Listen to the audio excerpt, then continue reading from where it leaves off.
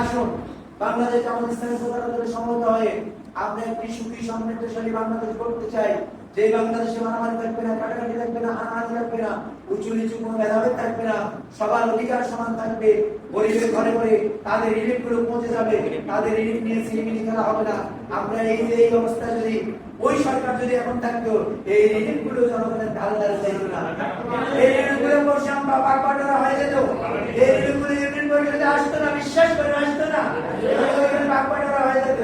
আমরা এরকম বাংলাদেশ আর চাই না, এরকম বাংলাদেশ চান না।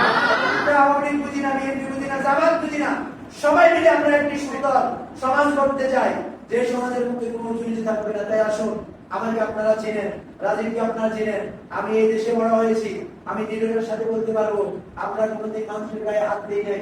কারো দোকানে কে সালদর বাজার আমার ল্যাংটাকার থেকে আমি সালদর বাজার বড় হয়েছি, কোন দোকানদার বলতে পারবে না যে আমাদের আব্দুল হালিম তার কাছে 5টা টাকা পাইবে, চ্যালেঞ্জ দিয়ে আপনিও বলতে পারবে না।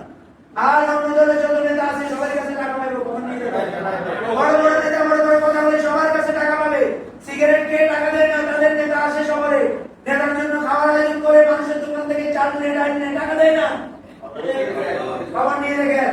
আমরা ওই চাঁদাবাজি রাজনীতি করি না, আমরা ধর্মীয় রাজনীতি করি, আমরা মানবতার রাজনীতি করি, আমরা মানব সেবার রাজনীতি করি। তাই আসুন আমাদের জন্য দোয়া করবেন।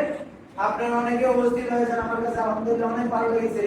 আমরা আপনাদেরই সন্তান, আমরা যদি কোনো ভুলভ্রান্তি করে থাকি আমাদেরকে সোজা দিলে আমরা চাই একটা সুখী সমৃদ্ধশালী বাংলাদেশ যেন আমরা করতে পারি। সময় এসেছে প্রত্যেকের অবস্থান থেকে প্রতিবাদ করেন, আপনাদের জুলুম হলে আপনি প্রতিবাদ করেন, যদি প্রতিবাদ না করেন যে দেখেন একটা প্রতিবাদের কারণে ছাত্র সমাজ যখন প্রতিবাদ করেছে সবাই চাপিয়ে পড়ার কারণে র্যাব অভিযোগ হয়ে গিয়েছে, পুলিশ অভিযোগ হয়ে গিয়েছে, ওই যে যত বাহিনী আছে এমনকি সেনাবাহিনী পর্যন্ত অভিযোগ হয়ে গেছে, ঠিক কিনা?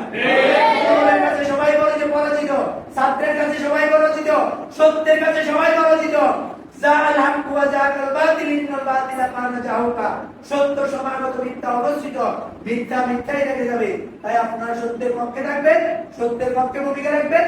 জামাত ইসলামের মুখপাত্র হিসেবে কাজ করে আপনি জামাত ইসলামে আসতে হবে বিষয়টা এমন নয়, অন্তত জামাত ইসলাম যদি ভালো হয় জামাত ইসলামকে সমর্থন দিবেন যে আমরা একটা এরকম রাষ্ট্র চাই, এরকম একটা সমর্থন চাই, অন্তত আপনাদের সমর্থন চাই। আপনি জামাত ইসলাম করে এটা বড় কিছু নয়, আপনার সমর্থন চাই যদি আমাদেরকে ভালো মনে হয়।